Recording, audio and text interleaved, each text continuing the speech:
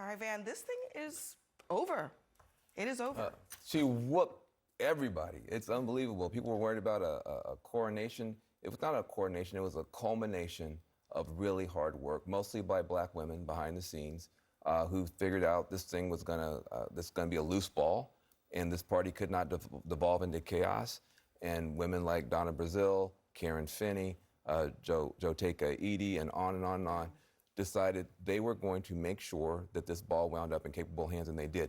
And it is going to go down in history as one of the most effective political operations in American history. Literally 36 hours, the most money ever raised, the nomination showed up, and nobody even raised a pinky. They didn't raise not a pinky. They didn't want none of this. They didn't want none. Yeah, I mean, and you know what is interesting to me is that I think people were worried that this would be like out of fear. Oh, you can't not back her. But that's not actually what we saw happen. There was actual excitement. I really honestly, Democrats, in my view as a reporter, I've been covering Democrats for a long time. I have never seen this kind of energy since Barack Obama back in 08. You can honestly feel the energy. I have never seen politics work this well and this swiftly, because after even just locking up the support and making sure there's no competition there, that they were lining up behind her, the rollout in the last 24 hours, they've got logos, they've got a message, they've got an energized team, they're already taking over the Biden infrastructure. I mean, this is a very real race.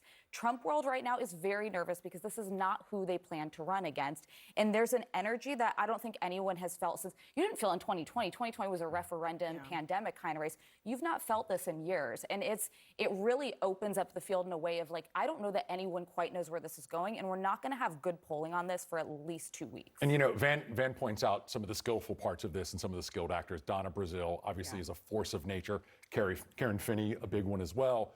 To me, the most impressive part is not how they got here, but what happened, or what didn't happen, I should say more specifically.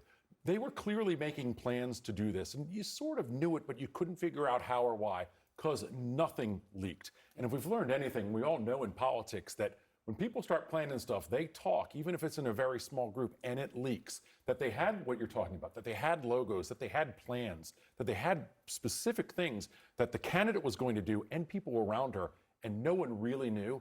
That, to me, may be the most skillful part of it. Well, that's also the fun part when we talk about all this came together in 36 hours. Like, I work in sports. Like, really, free agency has been going for 15 minutes, and everybody has well-worked-out contracts. The most amazing 15 minutes that anybody's ever had.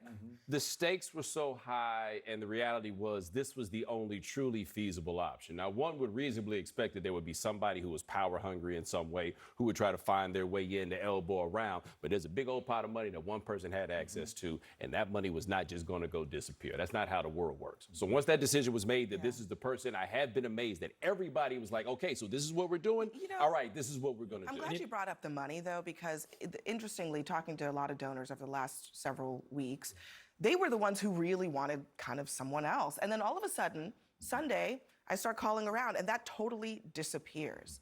They fell in line pretty quickly, too. That's pretty amazing. Yeah, I think, one, there's a difference between what's in theory and what's in practice, and we've seen that over the past few years a whole lot. And, you know, we all got a lot of calls on what's going to happen. You know, like we all had crystal balls that knew. And what I told colleagues and clients was, we're going to know very quickly, in 24 to 48 hours, whether or not it's very clearly Kamala or it's not. We've learned very quickly it's Kamala. So now we're moving on to the general election, and that's the main event. Yeah. And the thing about it is, it takes something to beat something. Kamala had the clear claim to the money and the clear claim to the ballot access. She had the whipping operation that Donna and others ran. Okay, so that's on the table. You can't beat that with theory. You can't beat that with conversation. You can't beat that with sort of, fantasy football and fan fiction. Somebody has to step up and say, what, I see your donors, I got my donors.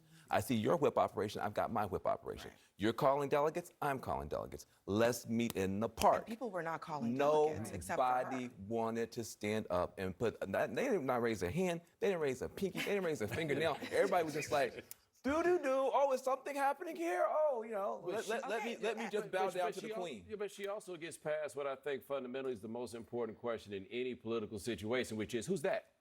right? Anybody else that you would trot out there, the first thing you would have to get past is, who's that? I may know who that is. You may know who that is. Like, even with Vance, at the very least, what they can say about Vance, who's that? Oh, did you read that book? It's a very simple answer that people can get to. She's the only person really that the Democrats had that had a quick, easy answer to. Who's that? Oh, the vice president. VP. That's right. Yeah. I know who All you're right, talking well, it's on now, so let me play. The ads are starting to roll. Here's one from American Bridge, just out.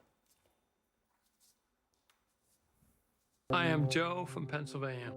I have served this country for over 41 years in the military. On January 6th, I felt violated. The military asks of us selfless service.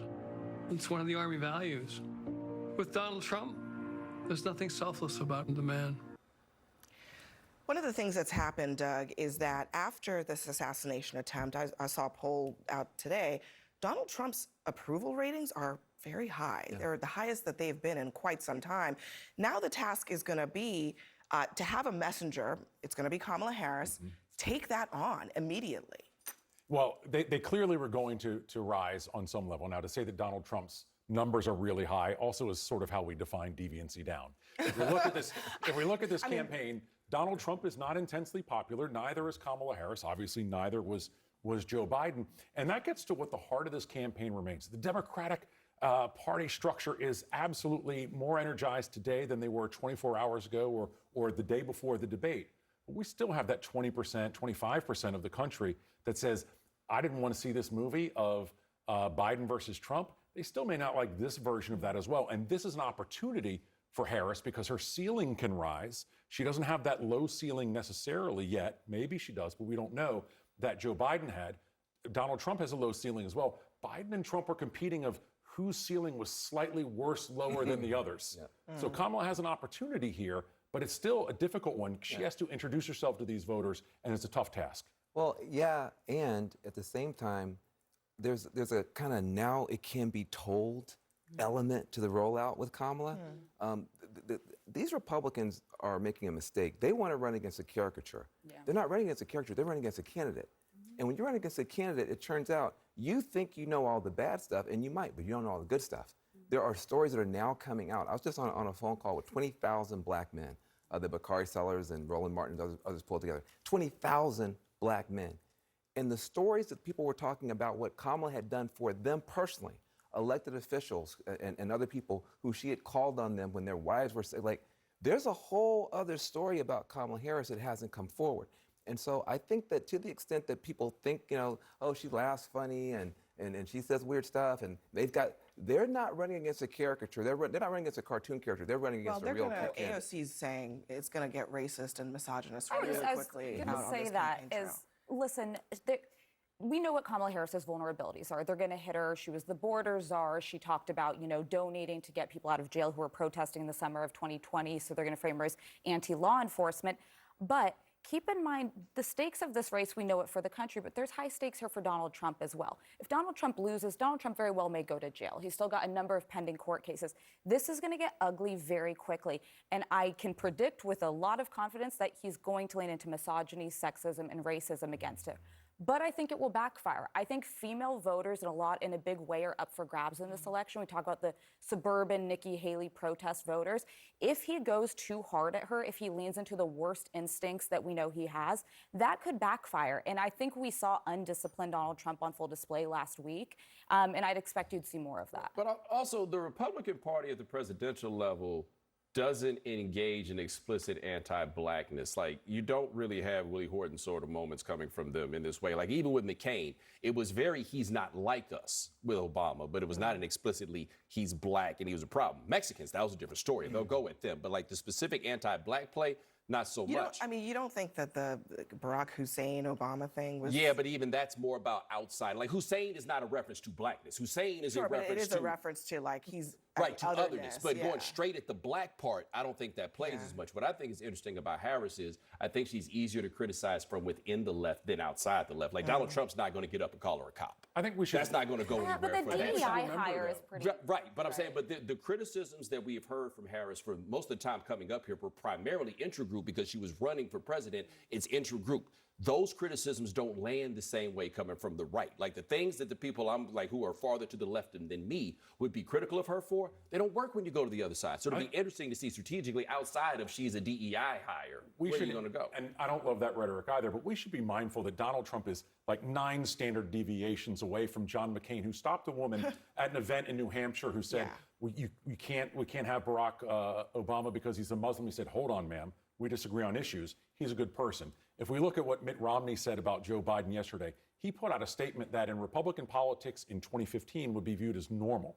Right? So Trump is light years away from that. And yes, there are a whole lot of people who've moved with Trump in that. Funny That's enough, part of it being a new even party. Trump's former Vice President Mike Pence put out an incredibly gracious statement about Joe Biden. A little bit of a surprise there, but just so you know, he's not on the ticket anymore.